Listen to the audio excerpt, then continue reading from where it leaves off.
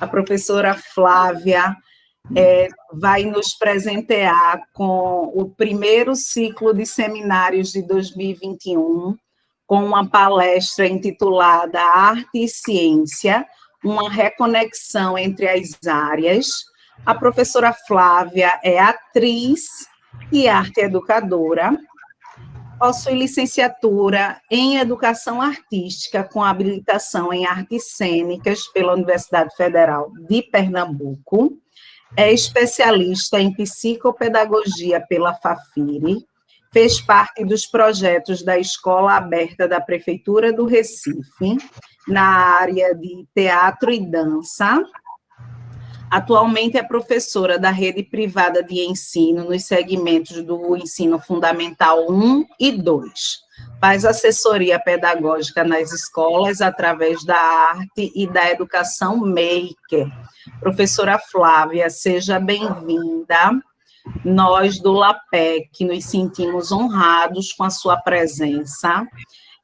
Desejo que essa leveza que já foi passada nesses minutos introdutórios sejam passados aí na sua palestra.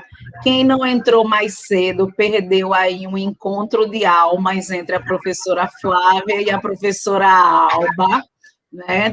Eu não vou, já dei um spoiler muito grande, mas não vou dar mais, né? Tia Alba foi evocada aqui, e eu passo a palavra à professora Flávia para as suas considerações iniciais e, assim, dar encaminhamento ao trabalho de hoje. Obrigada, boa noite. É um prazer receber o convite, né? Estava falando aqui, não sou especialista das ciências, não entendo nada de ciências e sou afoita na descoberta entre a arte e essa grandiosidade que a ciência traz para poder a gente manusear, né, os objetos artísticos, as conexões artísticas também. Agradeço a professora Fábia também pelo convite, a Priscila pelo carinho de toda a organização, né, e todo mundo que está participando aí com a gente, uma conversa, tá, assim, para a gente poder reconectar realmente essas duas áreas que eu ainda não entendo o porquê da separação delas, né, a separação nítida em relação à educação, mas que a gente vê aí ao longo da vida que elas não podem se separar. Na verdade, elas não querem se separar, né? E, assim, elas nos ajudam muito em relação à prática pedagógica, né? Eu vou iniciar com um vídeo, aí agradeço a Naeli pela disponibilidade aí também, porque o manuseio do Google Meet ainda me persegue e o som nunca sai. Aí eu falei, não, vou colocar alguém para me ajudar nessa.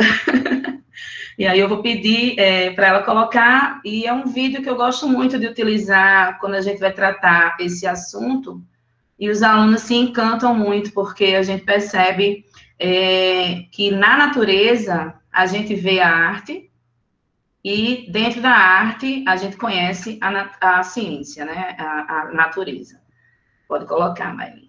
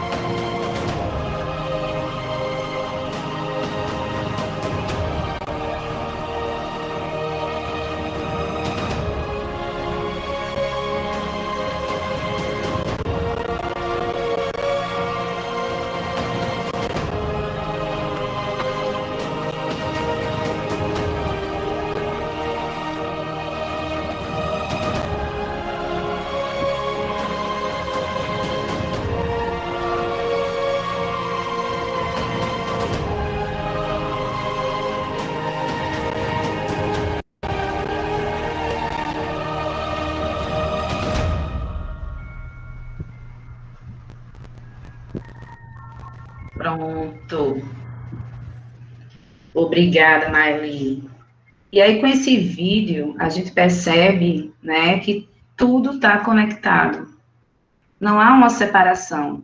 E a oitava arte, que é a arte digital, a arte gráfica, consegue unir essas imagens, não é? Junto com a arquitetura, a geometria, os átomos, né? E vem a física, a química e a arte, né? Diante dos arcos, diante dos vitrais, tudo junto. E onde é que foi que se separou? E aí eu vou apresentar aqui para vocês o material que eu preparei, né? E qualquer coisa a gente pode ir interagindo também, tá, gente? Por favor. Deixa eu colocar aqui para vocês.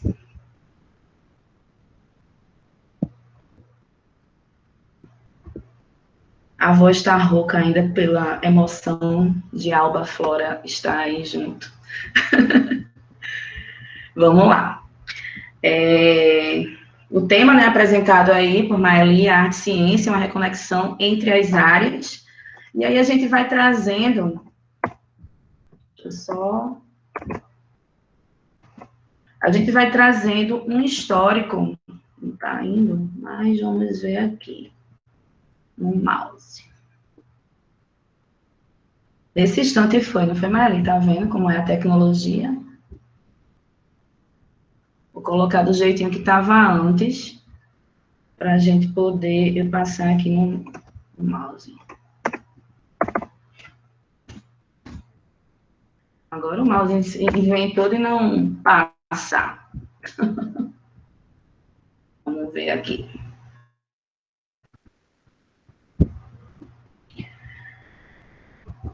Flavinha, perto? Ah, não. Não é porque eu vou parar a apresentação aqui, é porque o mouse não está funcionando.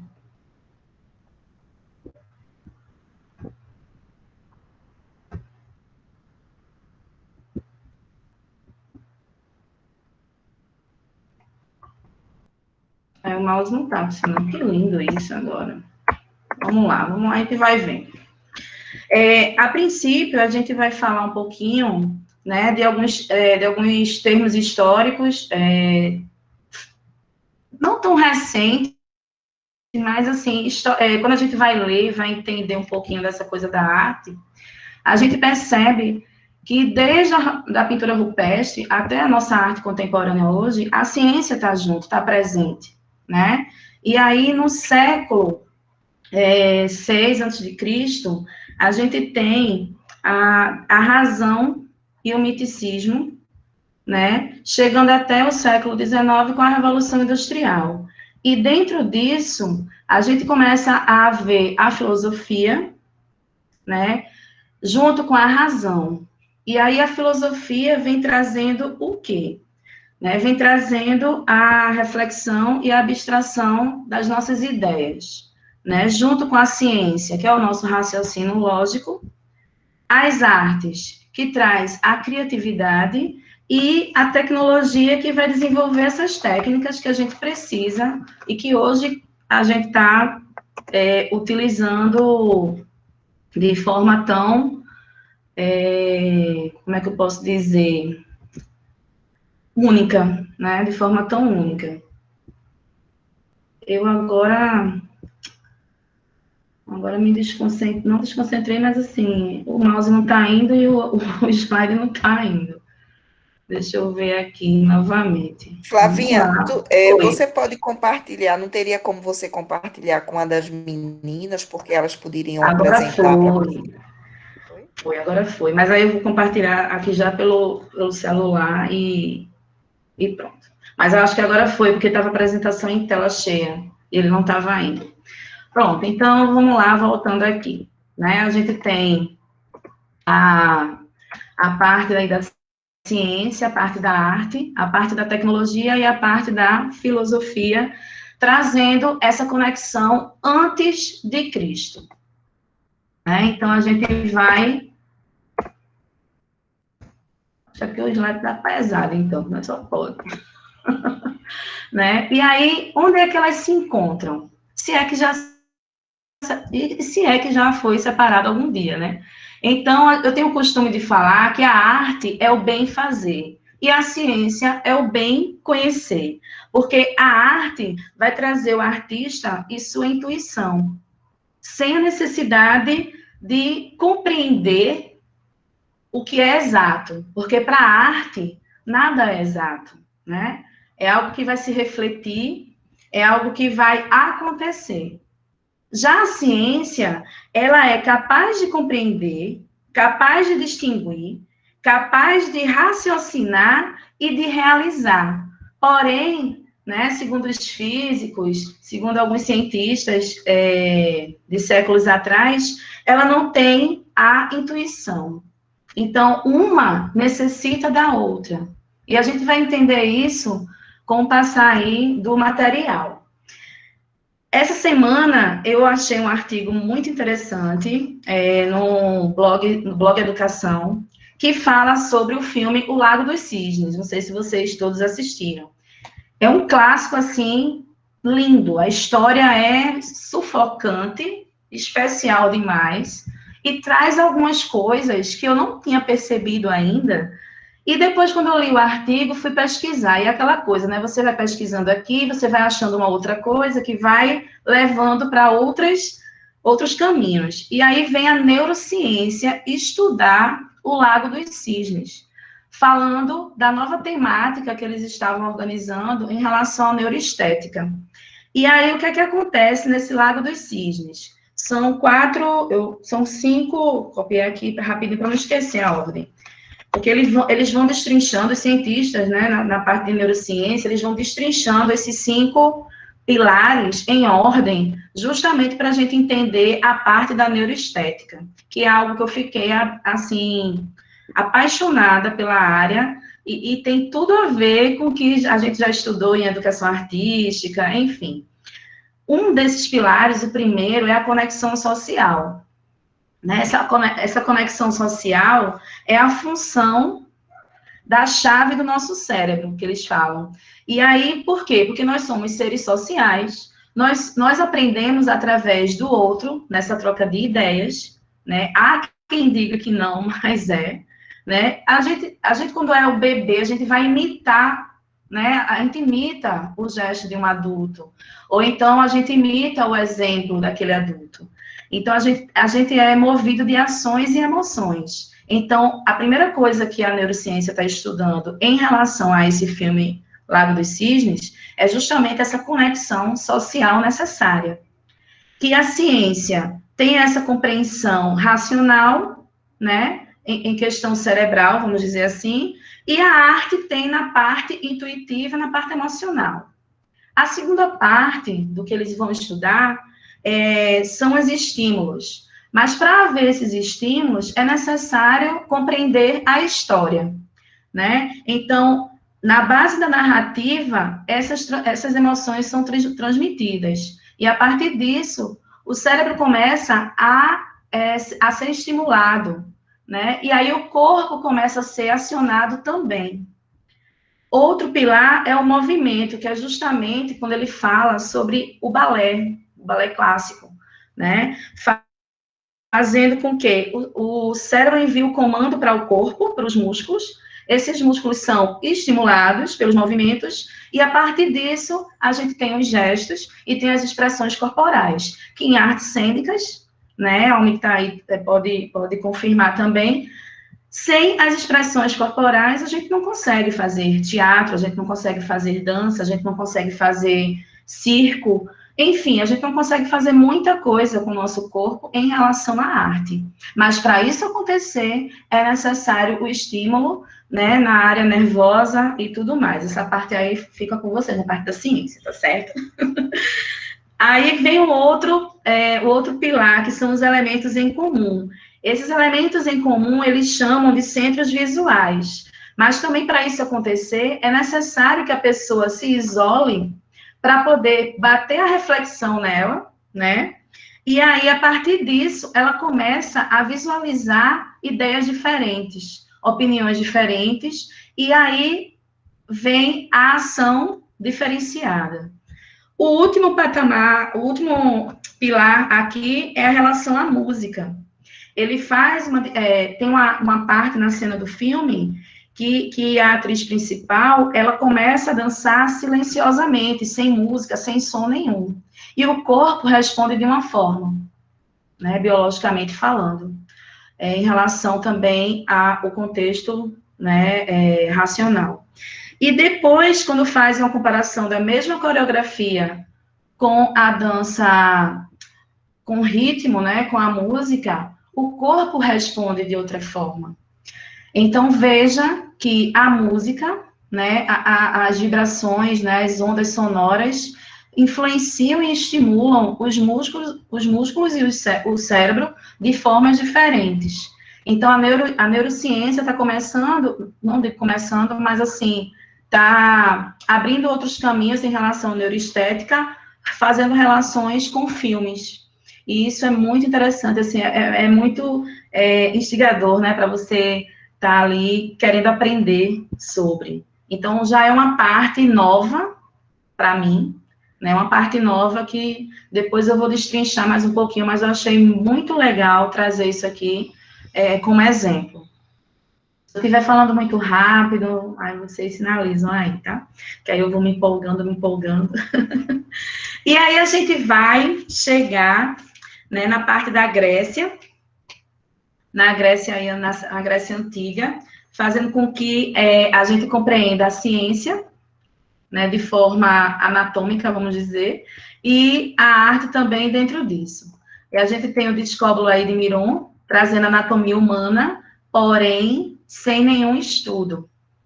Né? Miron, ele não tem nenhum estudo em relação à parte da anatomia humana, mas eles têm a intuição da estética como perfeição, né? Eles representam a figura humana dentro da harmonia, da simetria e da proporção. Tanto é que na Grécia foram né, os primeiros Jogos Olímpicos. Então, eles tinham como inspiração os atletas. E os atletas como eram? Corpos perfeitos, né? Musculatura perfeita, harmonia. Então, a escultura, né, falando artisticamente, a escultura começa a se mostrar com o exemplo que eles têm de ser humano, né, dessa representação humana, chegando, então, à perfeição. Até brinco com os alunos e falo assim, não tem aquele deus grego? Esse aí é um deus grego, né? Mas não é nada assim, é uma fala comum, não. É porque é justamente isso. O corpo perfeito, né? O corpo perfeito da Grécia Antiga, na arte, trazendo a escultura como um objeto simétrico, né? Proporcional e harmônico. Aí a gente vai falando, a gente não tem como não passar pela linha do tempo, não temos, não temos como deixar para lá essa linha do tempo para a gente poder entender que as partes das ciências, das exatas, vão estar sempre presentes. E o engraçado é que elas sempre estão sendo a alavanca, o gatilho para que a arte possa também fluir. Né? Eu acho isso bem interessante, bem de estudar mesmo, né? Assim, por isso eu estava dizendo no começo que eu estou começando a me apaixonar muito pela ciência por conta disso, porque é algo organizado, né? Aí os alunos fazem, a arte é desorganizada, professora? Aí eu digo, não é que é desorganizado, é que a gente vai no intuito, na intuição, de querer refletir, de querer aprender. Mas existe, sim, uma desorganização, mas essa desorganização é necessária para que a gente possa falar com emoção, né, falar com alegria, com harmonia, enfim. E aí a gente vai para o Egito Antigo, trazendo as pirâmides, né, onde a geometria e a arquitetura estão presentes. Dentro disso, a gente pode falar que a ciência aí dentro, né, a matemática, a geometria e tudo isso não eram algo a ser estudado, mas eles já compreendiam na intuição, né? A construção das pirâmides, né? Aí eu coloquei essa imagem aí para a gente ver a divisão tão coerente que eles tinham em relação aos elementos que necessitavam naquele momento para o objetivo deles, para a função do que era a pirâmide. Enfim, então a geometria e a arquitetura presentes dentro da arte também. E aí vem a parte que eu gosto muito, né? A parte da Idade Média. Nessa parte da Idade Média aí, é onde a Igreja Católica, ela sendo o centro, né, do momento, fez com que os artistas começassem a ser presente, né, estar presente ali nos momentos mais importantes, né? E aí eu trago a imagem do vitral, dos vitrais, que a gente também viu no vídeo, a transformação dos vitrais, e os arcos arquitetônicos aí, fazendo com que os artistas pudessem ser contratados, vamos dizer assim, e pudessem mostrar o seu tipo de arte também, porque na Idade Média a gente sabe que a sociedade é praticamente analfabeta e elas não conseguiam ler, né, a história da Bíblia e tudo mais. E aí, a Igreja Católica, eles precisavam dos artistas para poder pintar os vitrais, fazendo com que a história bíblica estivesse ali através das imagens, né? E a arquitetura também vem trazendo todo um contexto histórico da Idade Média, e a arquitetura é totalmente presente nesse período histórico aí, por quê? Porque é a partir disso que a gente começa a reconhecer, né, na arte, os períodos artísticos, né? Idade Média, os arcos. Então, a arquitetura muito presente dentro da Idade Média, né? E aí, a gente vem trazendo a medicina e a espiritualidade, faltou um alizinho ali, a arte e a religião. Só que aí, tudo muito escondido, né? Tudo muito guardado, porque a Igreja Católica tomava conta daquilo ali. Então, nada poderia ter... as pessoas que estudavam medicina, que praticavam, né, os botânicos na época, que praticavam a medicina, e as pessoas que acreditavam na espiritualidade, não tinham acesso mais, porque na Idade Média, a Igreja Católica tomava conta.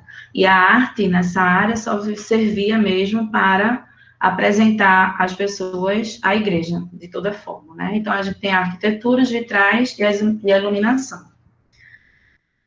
Nessa coisa da Idade Média, passando depois para o Renascimento, a gente tem a Isaac Newton, né, com a experimentação do prisma.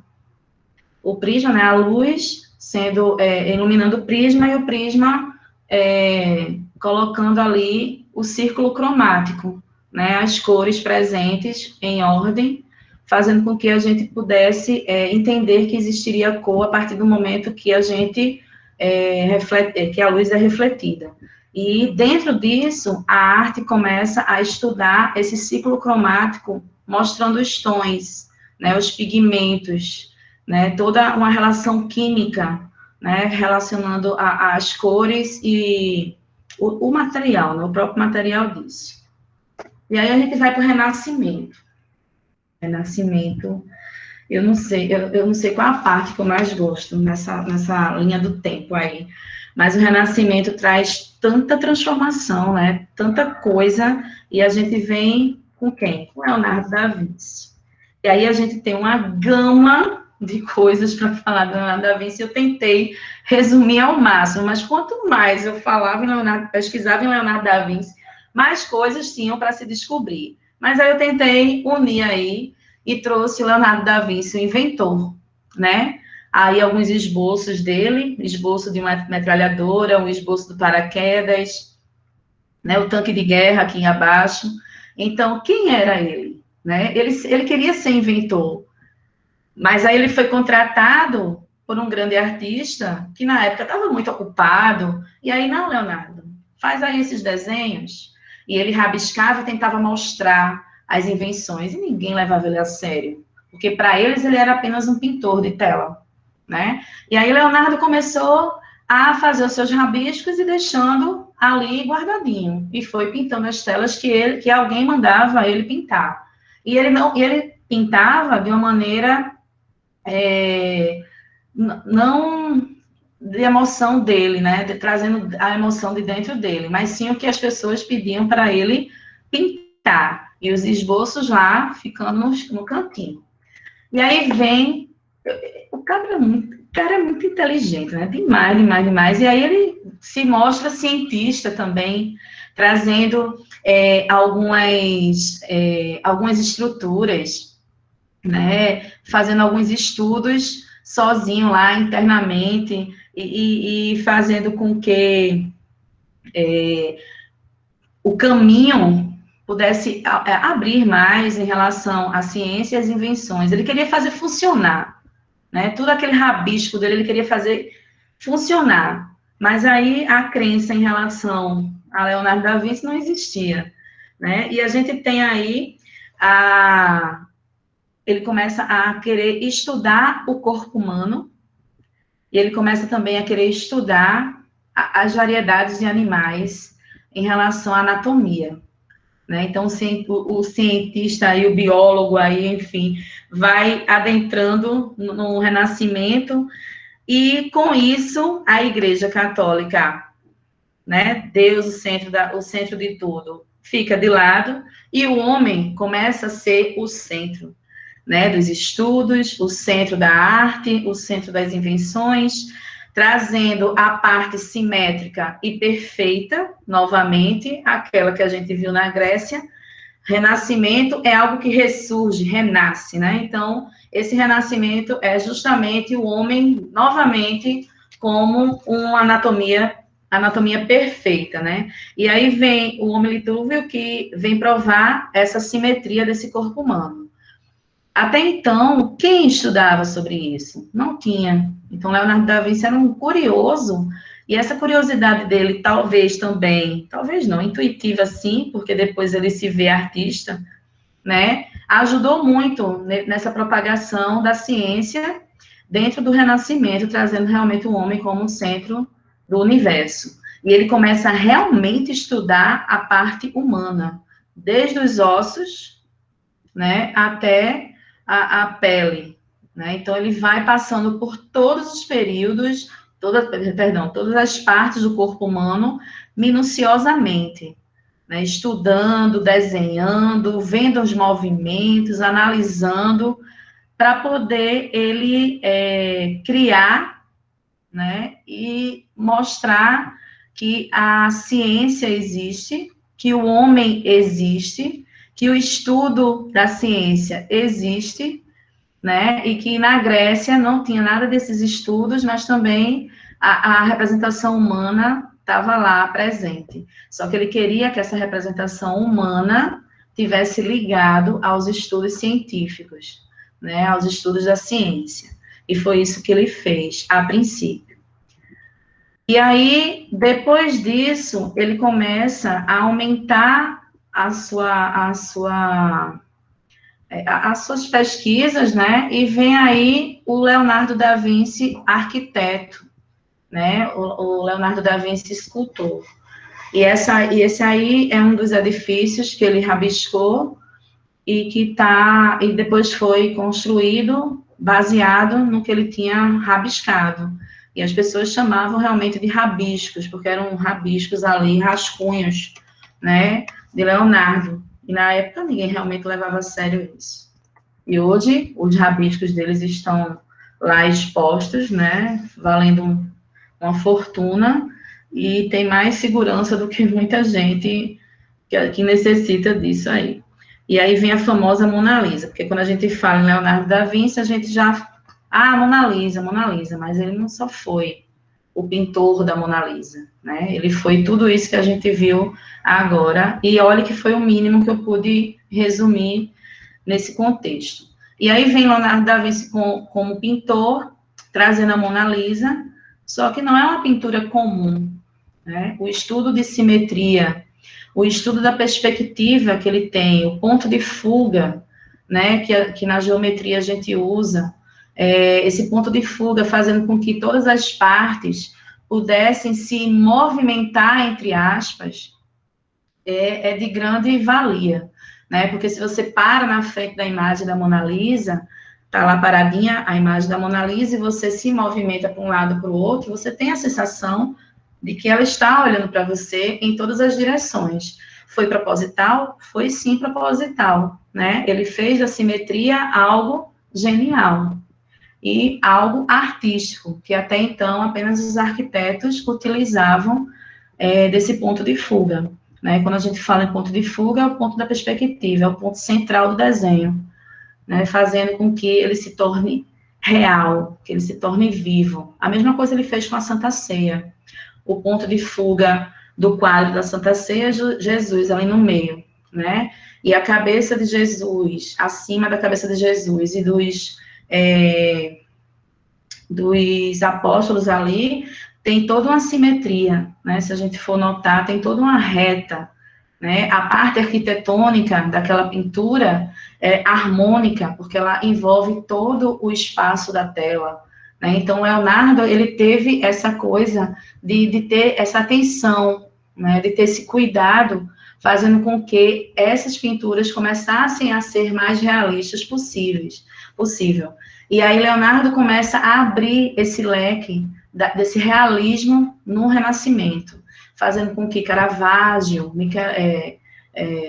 quem mais? Agora não me recordo. Caravaggio trazendo a luz e a sombra, né, fazendo com que aquela imagem fosse mais real também possível.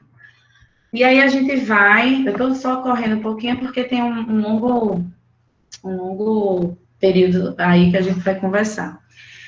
Vem a Revolução Industrial, né? Século XIX, Revolução Industrial, máquinas, indústrias. E aí, os artistas vão parar onde? Né? Que tecnologia é essa que está chegando? Que ciência nova é essa que a gente não vai precisar mais dos artistas? Aí chega a separação da gente, né? A arte para lá, ciência para cá.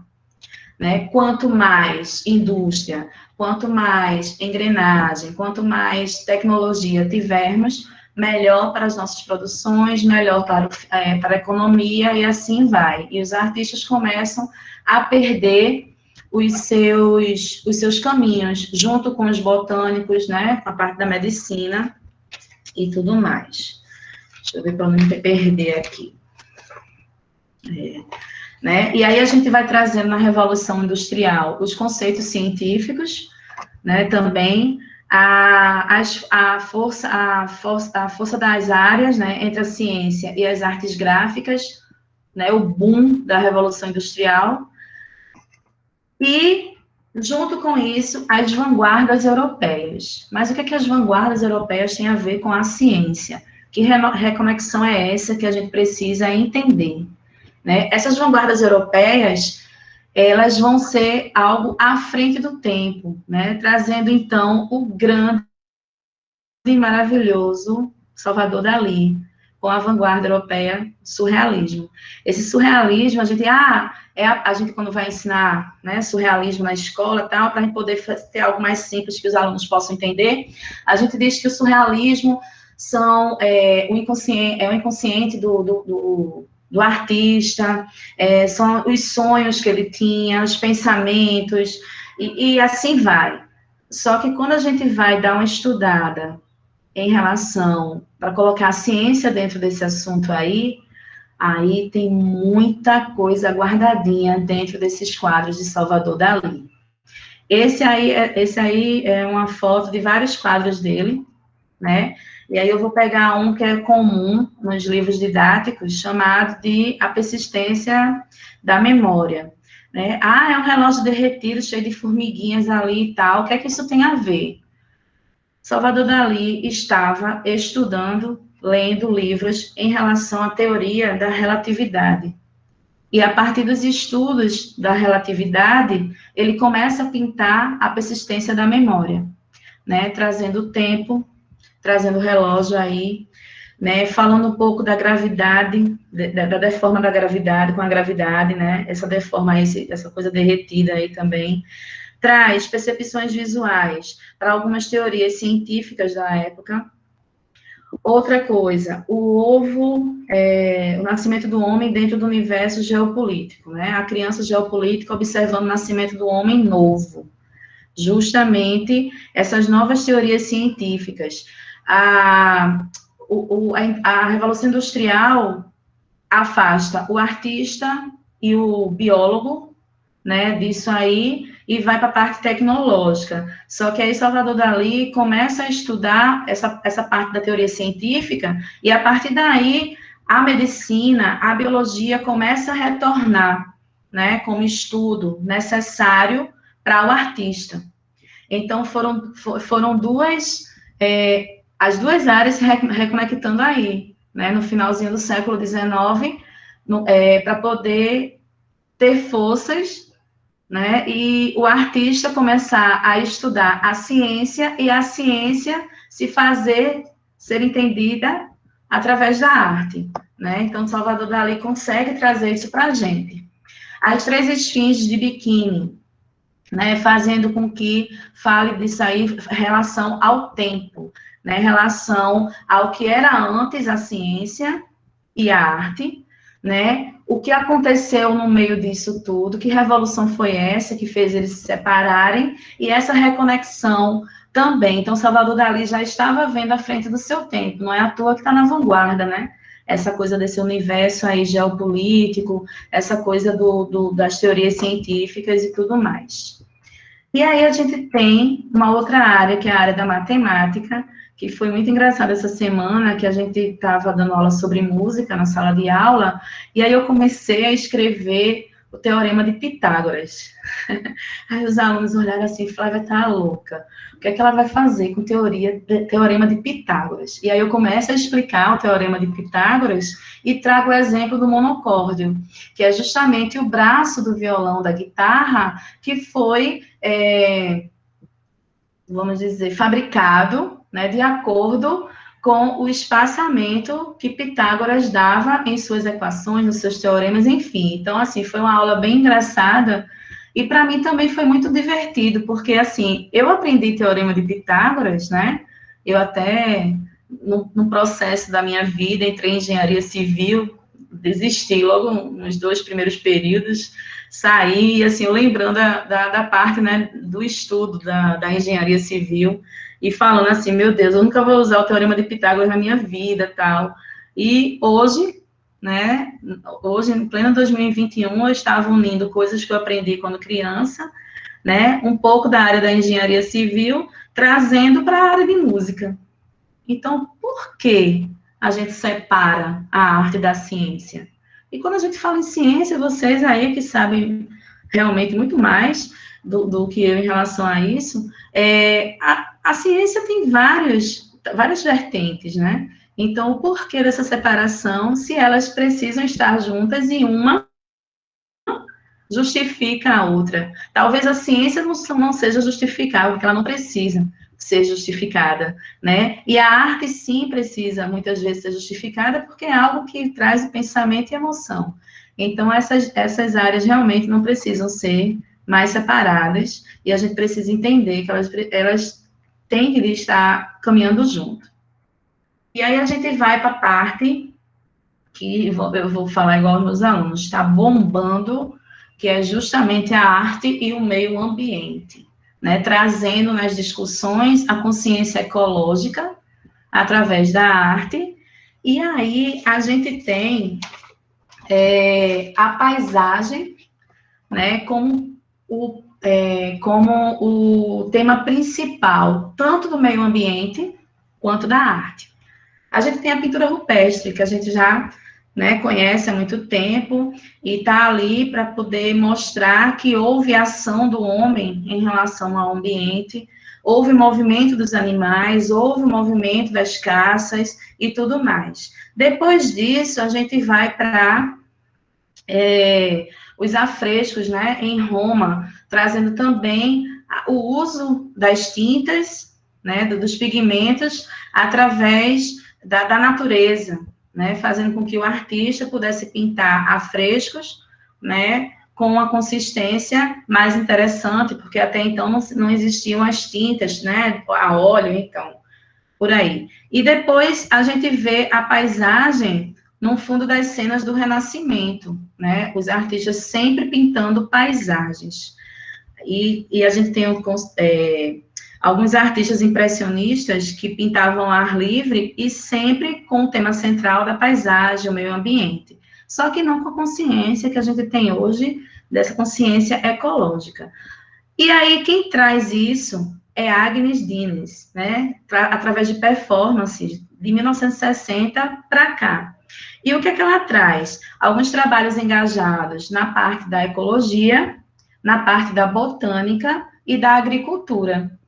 E eu achei muito interessante quando eu fui pesquisar um pouquinho sobre a ecologia e a arte, e ela estava lá presente. Eu já conhecia algumas coisas do trabalho dela como performance, mas não dentro desse engajamento ecológico, e que eu achei bem bacana, porque tem muitos, mas muitos trabalhos dela, que hoje a gente conhece e que tem uma abertura maior, e que foi ela que trouxe nos anos 60, né? Então, a Agnes, numa dessas performances, plantou arroz para poder fazer uma performance em relação à vida, né? Essas loucuras que os artistas têm, né?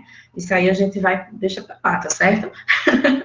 Outro momento onde ela vai acorrentar árvores para poder identificar e indicar interferências no processo natural que o ser humano faz nas árvores, né, no meio ambiente. E esse aí dessas fotos o nome da performance é Agricultura Urbana, onde ela planta, faz a plantação de trigo no meio da cidade, né, fazendo com que a consciência ecológica comece a ter mais visão, e a arte pública, né, que a gente tem a arte pública e a arte urbana, e aí a arte pública possa também se mostrar, né, porque a arte pública, ela precisa de um espaço público e precisa ser gratuito, acessível à população. Então, ela fez, vamos dizer aí, essa performance para poder as pessoas começarem a ter consciência ecológica dentro de uma área urbana, né, e aí essa performance foi de 1982. Não tão distante, né, algo tão recente, né, nesses anos todos. E, por fim, eu acho que eu já até, não sei se eu ultrapassei o tempo, mas está terminando. E, por fim, a gente vem trazer a cultura maker, né? É a cultura do pensar fora da caixa, é de fazer com que as artes e as ciências consigam trabalhar juntas. Porque o que a gente viu até agora é o pensar junto, mas e o fazer junto, né, que fica? Né? Então, a cultura maker é algo muito recente para mim, mas é como se eu já tivesse a necessidade disso há muito tempo como professora, né? Trazendo essa cultura maker aí como cultura mesmo de fazer, né? É algo para se fazer. E como fazer ciência na arte em escola, em faculdade, enfim. É realmente todo um manuseio, todo um estudo técnico, tecnológico, científico e um manuseio artístico, né? Então, assim, é algo que realmente vale muito a pena as escolas se comprometer com esse tipo de cultura, né? E aí a gente vem com o STEAM também, trazendo a ciência, a tecnologia, a engenharia, a matemática. Isso antes, né? O STEAM, né? Não tinha artes antes. E, de uns tempos para cá, colocaram a arte por conta também da cultura maker. Eu acho que foi no grupo do LAPEC que eu assisti algumas coisas relacionadas a isso, né? Eu não lembro agora, mas assim, foi robótica, eu acho que foi alguma coisa por aqui. Né? Então, a robótica está aí para poder a gente também desvendar esses mistérios científicos, tecnológicos, da matemática e de tudo mais, junto com a arte. Né? O Fab Lab, aqui em Recife, né, tem um trabalho muito bacana em relação à cultura maker e à cultura STEAM. E as escolas, elas estão tentando fazer com que esses projetos sejam realmente uma disciplina curricular, né, fazendo com que o aluno possa aproveitar ao máximo, né, essa coisa do fazer e do conhecer, né? Não adianta a gente só ter o conhecimento e não conseguir praticar. E não adianta a gente ter a prática e não conseguir a parte científica, né, a parte do estudo, porque é necessário e a gente sabe disso, né, quem está principalmente no meio da universidade, a parte acadêmica, é necessário o estudo, né, mas também é necessário o fazer. E aí, acho que ano passado, antes da pandemia foi. Antes da pandemia, a gente foi fazer um curso lá em São Paulo, do Matita Tecnologia, e o Matita, lá na cidade de Cotia, tem muito essa coisa da cultura maker. E a maioria dos colégios de São Paulo, obrigatoriamente, tem a cultura maker dentro das salas de aula. E faz com que o aluno se desenvolva, desperte essa coisa, esqueça que a matemática é chata, esquece que a ciência é só estudar a botânica, os animais, a fauna. Não, não é isso. Né? Então, é tudo muito além, vai tudo muito além. E também fazer com que a arte não seja uma matéria, uma disciplina de aula extra, né? Aula para relaxar, né, também, mas que eles possam refletir e ser pessoas aculturadas, né, assim, de poder saber se relacionar. E aí, nessa viagem que a gente fez a São Paulo, a gente foi para essa Matita, trouxe até uma fotozinha aqui pra gente, e aí eu artes, aí quando eu entrei na sala, eu não sabia quem eram as pessoas que iam estar junto, aí tem o quê? Professor de Química, professor de Física e o professor de Biologia. Aí eu fiz a única de arte, o que é que eu vou fazer aqui? Aí foi aí que eu comecei a entender o que era educação maker e comecei a estudar muito e a praticar muito. E hoje eu acho que vai ser o caminho que eu pretendo seguir, porque realmente você conseguir artisticamente fazer um Arduino funcionar foi luta, né? Então, assim, fica aí também essa dica. Tem alguns cursos maravilhosos da Matita, gratuitos também, que vale a pena para quem quer também dar uma né, entrar nesse caminho aí e conhecer mais um pouquinho da cultura maker. Pronto, gente, eu nervosa, do jeito que estou, né? A voz ainda rouca. Mas, assim, eu espero que eu tenha passado algumas experiências aí, né? Na parte de ciência, como eu falei, não sou especialista, mas na parte artística a gente vai fazendo um intermediário aí. Agradeço. Flávia, foi ótimo, muito, muito bom mesmo. E em cada situação, eu acho que a gente vai se identificando. Quando você fala aí dessa questão do STEAM, as escolas públicas estaduais de Pernambuco, que são em tempo integral, até pouquíssimo tempo atrás adotava o STEAM, né? E mais para os meninos que estavam voltados, como você bem falou, sem o artes, os meninos que tinham aptidões para as engenharias, para as ciências exatas, né? E haviam turmas de STEAM nas escolas que eu trabalhei, né? Eu tive a oportunidade de fazer parte desse processo de STEAM. Havia até uma competitividade que alguns diziam que as turmas STEAM eram turmas mais inteligentes do que as outras, e a gente sabe que não era uma questão puramente de afinidade mesmo, mas havia essa concorrência. E com essa inserção das artes, eu acho que está mais do que na hora de todas essas questões serem retomadas, porque, inclusive, o STEAM é citado na BNCC, né? E na proposta de 2022, e aí sem distinção, né? Então, é muito interessante quando você, né, das artes, e a gente vê, eu até coloquei aqui no chat, realmente, tudo continua, já fazia um tempão que o vídeo tinha acabado, você já estava na metade da sua apresentação, e o vídeo ainda continuava reverberando. Tudo está conectado.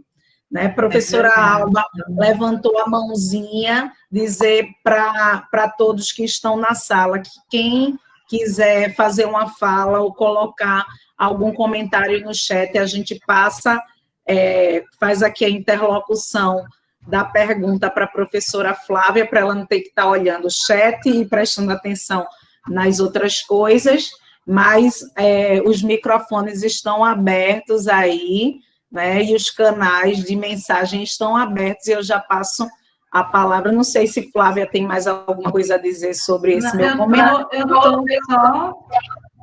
Eu estou só olhando aqui o chat, né, assim, e falando essa coisa do fazer a mão na massa, e é isso mesmo, é isso que você falou também, Maeli.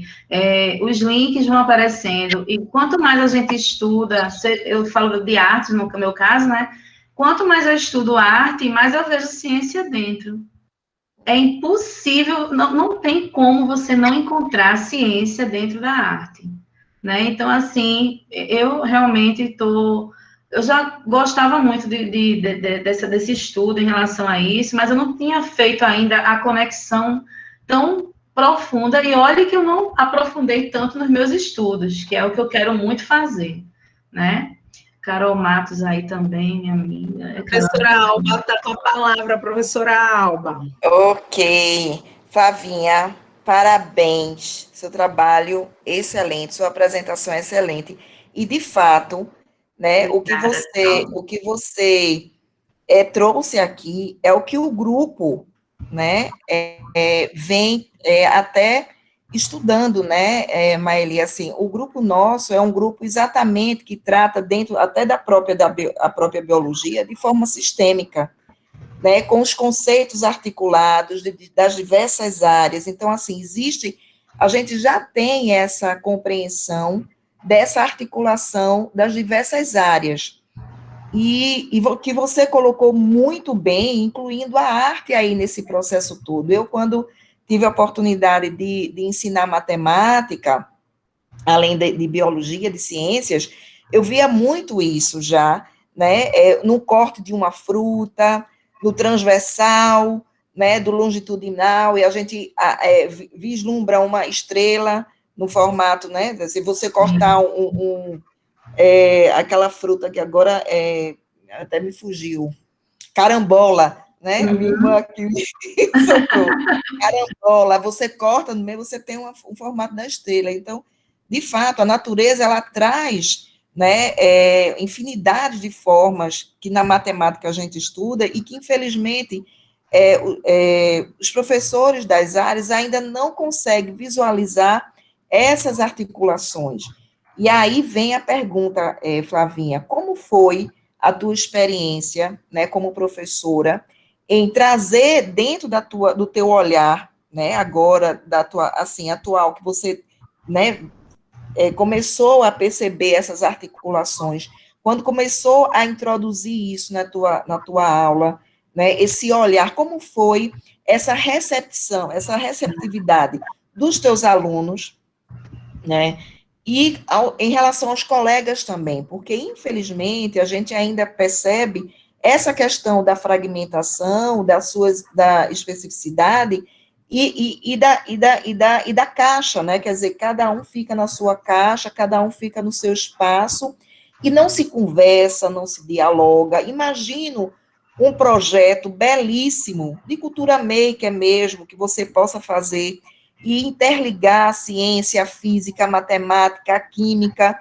O seu vídeo, primeiro, mostra vários né, conceitos aí de diferentes disciplinas. Então, o quanto é rico essa questão, né? E o aluno ter essa compreensão dessas articulações e entender o porquê que eu estou aprendendo a matemática, por que eu estou tendo que, né? Então, ele entende essa funcionalidade, né? Ele entende que os conceitos realmente têm um significado, né? Quando você realmente trabalha de forma articulada, ao meu ver, e eu acredito que a maioria, assim, as pessoas aqui do grupo devem também entender isso, essa clareza que a gente tem.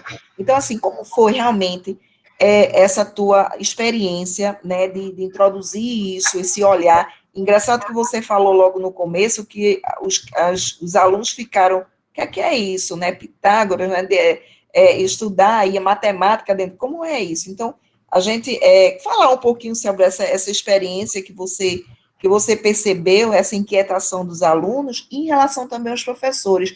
Se você teve uma oportunidade de fazer algum projeto interdisciplinar, como foi essa articulação, ou não conseguiu, enfim, fala um pouquinho sobre essa prática, né, de tudo que você apresentou aí. E um beijo grande no seu coração, amor. Amei sua apresentação, seu trabalho.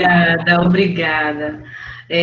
A princípio, primeiro achar uma escola que abrace artes. É a primeira dificuldade que se tem, né? Porque a visão de artes é justamente a disciplina que relaxa o aluno, é onde ele vai se acalmar para pintar, recortar e colar. E quando você entra com história da arte, já não levam você a sério e já acha que é um saco aquela aula, né? E para prestar atenção na gente é a primeira dificuldade que a gente tem, o prestar atenção, levar a gente a sério. Falo do aluno. Os colegas a gente fala depois, né? O aluno primeiro. Então, para você chegar a conquistar aquele aluno, você precisa primeiro fazer com que ele perceba que a disciplina de artes, ela é séria, tanto quanto matemática, português, história, e assim vai. Né? Então, assim, a arte reprova não, é a primeira coisa que se diz. Aí eu fiz, mas a arte faz tu pensar naquela equação que tu não está entendendo, porque você ainda não compreendeu a história daquela equação. E aí você vai conectando, né, a matemática dentro. Quando eu cheguei na parte da música, que eu botei o Teorema de Pitágoras, aí um aluno brincou, fez, nossa, eu devia ter prestado atenção em Teorema de Pitágoras. Então, assim, eles começaram depois de muito pelejar, agora isso foi depois de muita luta, né? Os alunos de 8º e 9º anos é que começaram a abrir mais a mente, quando perceberam que no ensino médio não vai ter artes, pelo menos na escola onde eu ensino. Não vai ter artes, mas a arte vai estar ali em literatura, vai estar ali na parte de geografia, vai estar um pouquinho na parte de ciência, na parte de que até Evelyn falou aqui, na parte de arqueometria, que eu também gosto, viu, Evelyn? Estou começando a querer entender um pouquinho disso aí. Então, assim, eles começaram a levar a sério. Só que aí a gente precisa fazer isso desde pequeno. E aí, o que é que eu fiz? Eu quis entrar no Fundamental 1 para poder, quando eles estiverem no Fundamental 2, eu já estar aliviada, porque eu estou começando desde criança, que eles compreendam a importância. Uma parte de você fazer dobraduras, né? Eu não vou ensinar a fazer a dobradura, eu vou fazer com que eles entendam que a dobradura está vindo lá da geometria e que eu preciso entender o que é bidimensional, o que é tridimensional, o que é um quadrado, um círculo, um triângulo, para eles começarem a associar a matemática com a arte, né? Então, essa é a primeira dificuldade, a arte ser aceita na escola, fazer com que o aluno leve a sério a disciplina, como uma disciplina mesmo, e fazer com que essas conexões das outras disciplinas comecem também a ajudar esse artístico deles. Tem aluno que não sabe desenhar, mas ele sabe misturar cores. E como é que eu vou misturar as cores? Com os pigmentos que eu vou aprender lá em ciência, biologia, química, dependendo da classe. E aí eu vou trazendo as fórmulas para eles, né? E depois, quando os colegas de trabalho começam a ver os trabalhos concretos ali nas exposições, fazendo aqui a matemática, aí mostrando todas as dobraduras que eles fizeram, com o estudo da matemática junto, que eu sempre peço o trabalho artístico, mas eu também peço a teoria relacionada a tal disciplina, né? Então, eles precisam estudar isso. E aí, os colegas começam a te levar também a sério. É mais difícil essa parte, viu? Os colegas começam a levar você a sério e começam a puxar você também para alegrar o projeto de ciências, vamos dizer assim. Primeiro é assim, né? Vamos alegrar o projeto de ciência. Vamos chamar artes aí para alegrar. Vamos chamar, no STEAM mesmo, por exemplo, a gente tem sala, né, de STEAM e tem a sala do Maker lá. E aí, vamos chamar a Flávia de Artes para poder fazer uma roda gigante bonitinha. Eu falei, não é assim, não. Não é porque é bonitinha a arte, não é porque é bonitinha, não. Vai fazer arte, porque ainda eu preciso saber montar a estrutura, eu preciso entender que aqui não vai encaixar, porque aqui não está proporcional, não está simétrico. Então, eu sou muito chatinha nessas coisas. Eu defendo muito também artes, eu estudo muitas outras disciplinas, mas eu defendo também a minha, né? Então, é essa experiência que eu estou tendo. O legal do que eu consegui despertar em mim foi começar da base. Né? Eu mergulhei mesmo no Fundamental 1. Eu às vezes, né, faço, nossa, Fundamental 1, minha gente, eu não tenho paciência mais não, não tenho idade mais para isso não. Brinco assim, mas assim, eu tô vendo o desenrolar disso aí. E quando chegar no Fundamental 2, eles vão ter essa lembrança. E vai ser muito mais prático, não vai ser fácil, mas vai ser prático. Né? Eu acho que, né, por aí. Eu acho que você já leu aqui, não é, o questionamento de Evelyn no chat, não é bem interessante, Evelyn. Só dando a minha pequena contribuição, porque eu sou de química também, e quando ela fala aí, como licencianda de química, o assunto de química e arte muito me interessa, tanto na parte de educação quanto na parte de pesquisa. Acho incrível a arqueometria.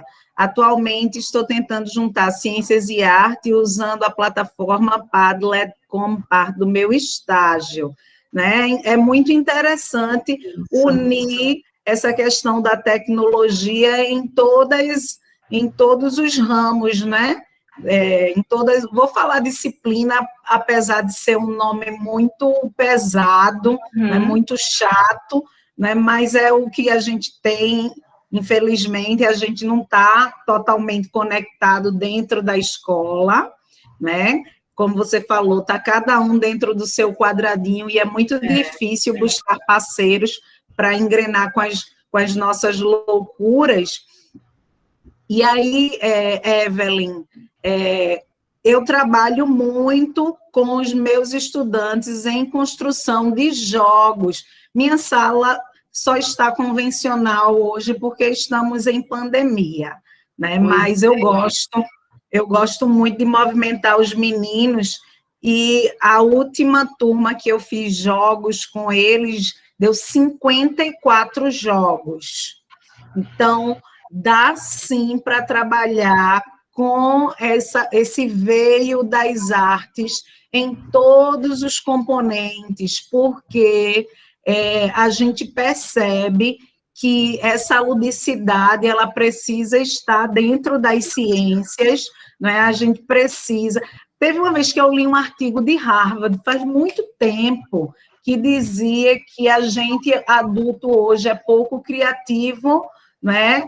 Desenvolve pouco a questão cerebral, porque estudou pouco artes na educação básica. E isso era uma universidade estadunidense que estava falando, né? Uma universidade, uma escola brasileira, pública, né? De periferia, não viu nada de arte. Né?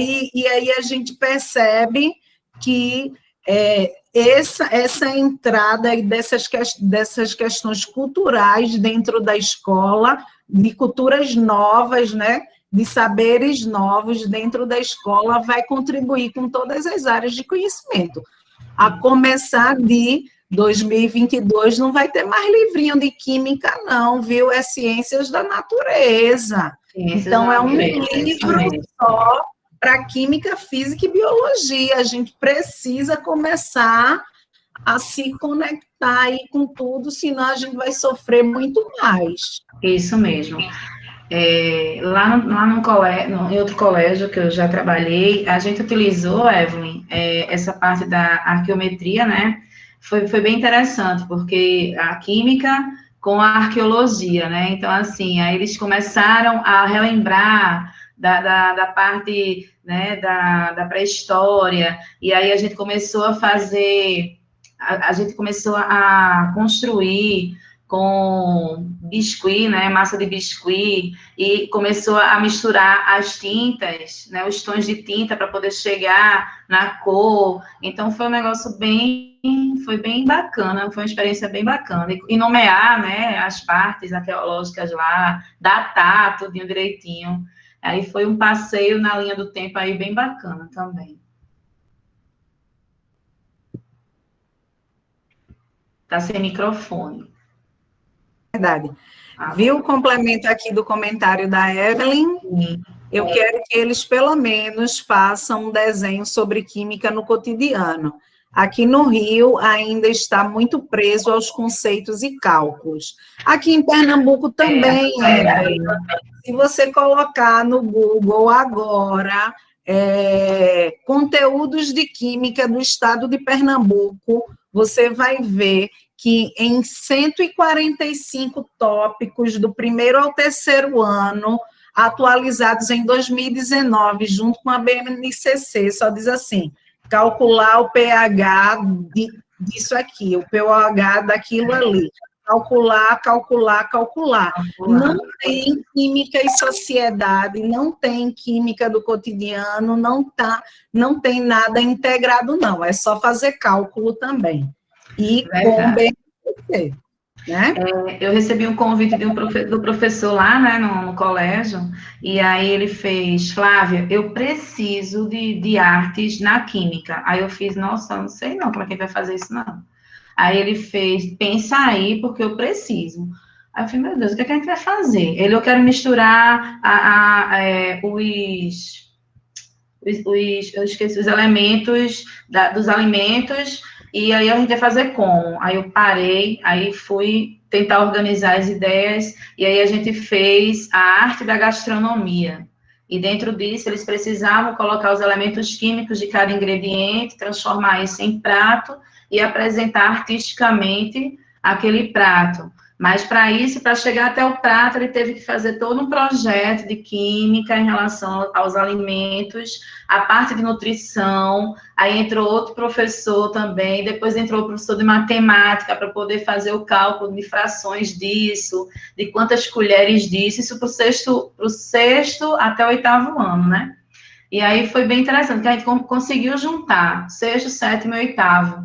No oitavo ano eles já têm química lá. E aí a gente conseguiu fazer com que essas 3 turmas pudessem realizar o trabalho. Mas, assim, chegar e dizer assim, vamos fazer alguma coisa de arte em química, aí você gela, né? Fala, não tem nada de arte com química. Aí depois você para pesquisar, você começa a ver que tem um bocado de coisa para arte e química, né? E, assim, foi bem interessante. E até hoje, faz alguns anos, e até hoje, assim, eles lembram. Porque como eu sou do Fundamental 1 até o 9º, né? Então, eles sempre estão comigo e eu vejo sempre eles crescendo. Aí foi bem interessante essa mistura dessas disciplinas. Gente, alguém gostaria de se colocar mais?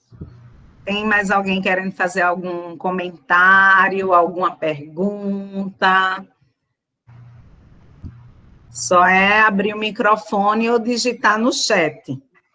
Enquanto vocês pensam um pouquinho, já está aí no chat o link para acesso do formulário do Google Forms, para que você coloque aí as 2 palavras-chave e envie no formulário para receber o certificado. Evelyn, pelo que eu percebi, está lá no Rio de Janeiro, faça aí para garantir o seu certificado e todos que estão aqui conosco. Vou repassar a palavra para a Flávia, para fazer as considerações finais, dizer assim que é muito massa ver lâminas feitas, slides, né, feitos por professor de artes. É muito lindo.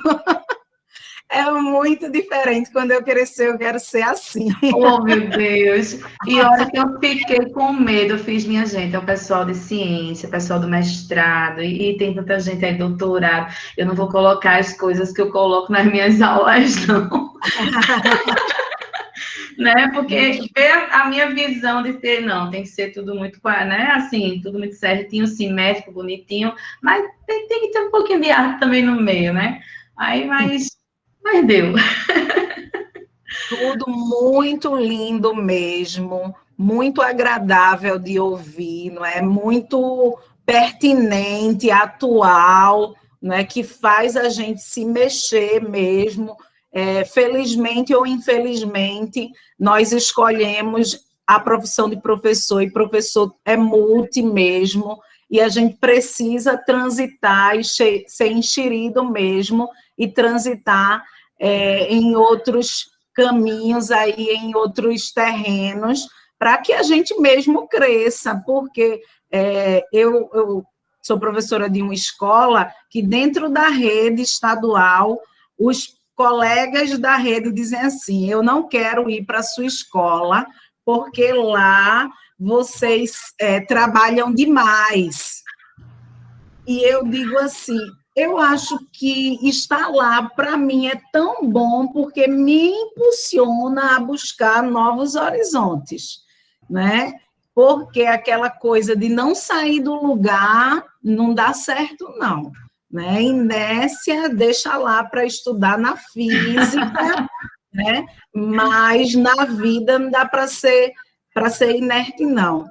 E hoje você trouxe muitos outros elementos para dar uma mexida aí na gente das ciências, para fazer o caminho inverso que você está fazendo, né? Você das artes à ciência, a gente da ciência às artes, né? E a gente fica muito feliz. O LAPEC agradece muito você ter aceitado esse convite para estar aqui hoje conosco, inaugurando o ciclo de seminários de 2022, e isso muito nos honra.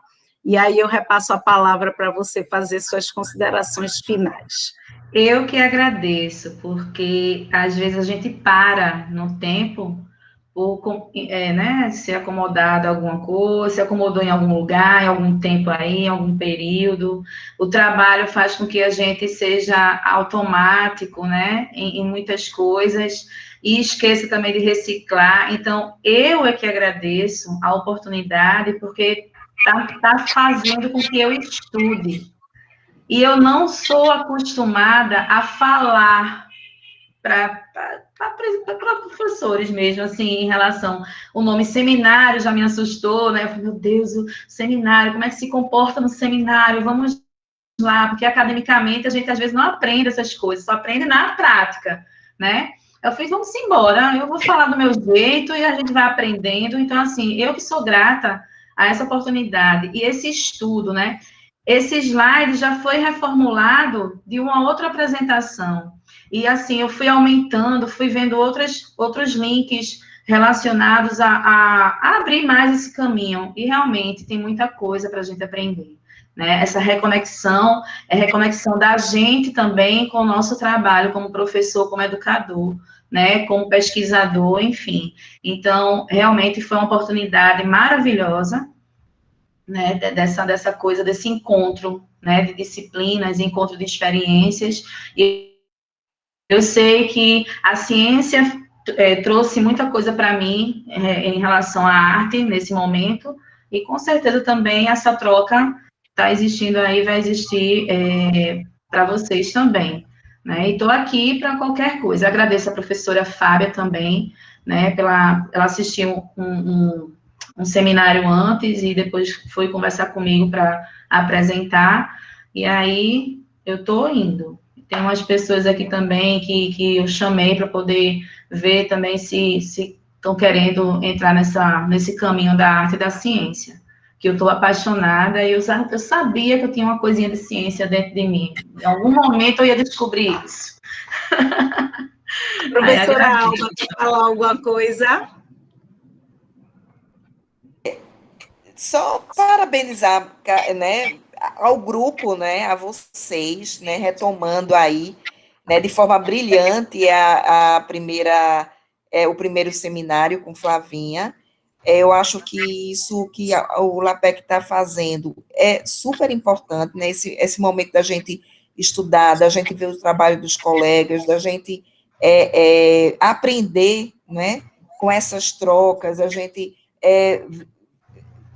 como é que se diz, a gente começa a já imaginar as possibilidades diante do que a gente viu aqui, né, quantas possibilidades a gente pode fazer, né, com a parte da apresentação de Flávia. Então, assim, eu acho que esse momento é um momento rico por conta disso, né, e articulado agora com os seminários, com as oficinas, né, então isso, o LAPEC está realmente de parabéns, que vem desde o ano passado, eu venho participando e acompanhando, e eu acho que é isso aí, eu acho que é super importante esse momento, porque a gente realmente se recicla, né, Flávia? A gente começa, a gente vai, com essas apresentações, com essa conversa, a gente vai se reciclando, né, mesmo que a gente não esteja praticando naquele momento, mas a gente está, né, com a nossa cabeça aqui está fervilhando, né, acredito que de todos ali, né, aqui presente, está fervilhando, se vendo, né, se vendo utilizando a arte na sua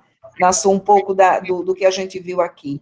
E é isso aí, eu acho que está de parabéns mais uma vez, eu acho que foi pertinente demais, e encalhou, né, assim, veio a calhar bem, né, e articular com a proposta do grupo. Eu acho que isso foi algo bem, bem interessante também, né, quer dizer, a gente pensa desse jeito, a gente pensa articulado, e agora mais uma articulação que a arte, né?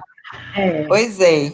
Então, e Evelyn agora instigou umas ideias aí, Evelyn, rapaz, para que tu escrevesse aquilo que eu não estava nem lembrada mais disso. Gente, só para encerrar, mais um aviso. A partir da próxima semana, nós teremos uma oficina com o professor David Gadelha da Costa, né? Ele é do nosso programa, acabou de defender o mestrado, é da turma de Priscila, inclusive, um mini curso sobre introdução ao ensino das ciências por investigação.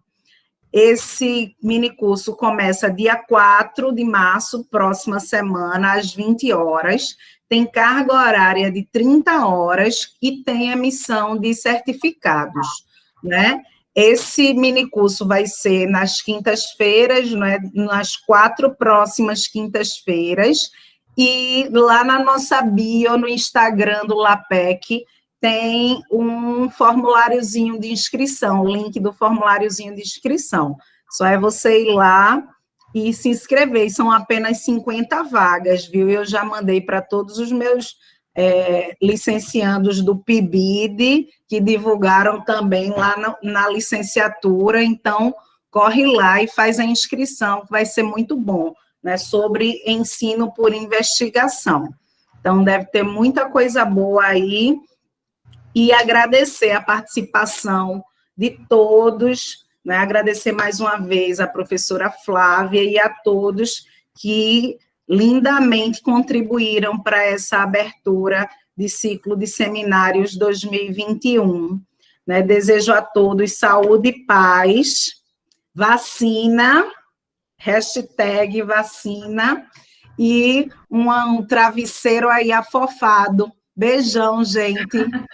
Até a próxima quinta, se Deus quiser. Beijo, gente. Tchau, tchau. Tchau. Um beijo no coração, amor. Bom te ver.